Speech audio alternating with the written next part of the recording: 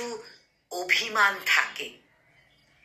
এইটুকু থাক, এইটুকু থাকা ভালো। এই অভিমান জমে জমে মানুষের বুকে হবে নক্ষত্রের জল।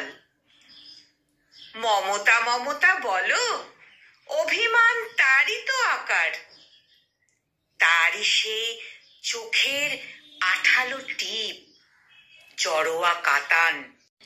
একদিন অভিমান জমে জমে সব বুকে স্বর্ণখনি হবে।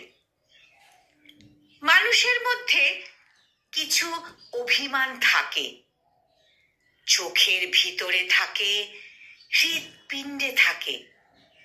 তাকেই গোপনতা বলে।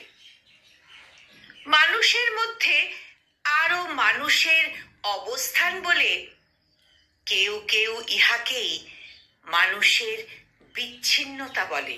আমি তা বলি না, আমি বলি অভিমান। মানুষের প্রতি মানুষের শুধু অভিমান, আর কিচ্ছু নয়। এই অভিমানই একদিন মানুষকে পরস্পরের কাছে এনে দেবে। সব মানুষেরই মধ্যে কিছু অভিমান থাকে। অভিমান থাকা ভালো, এটুকু থাক। একটি নারীর প্রতি পুরুষের স্বাভাবিক অভিমান থাকে। শিশুদের প্রতি থাকে, গোলাপের প্রতি এই অভিমান থাকে। নারী ও গোলাপ, এই একটি শব্দের প্রতি মানুষের সনাতন অভিমান থাকে।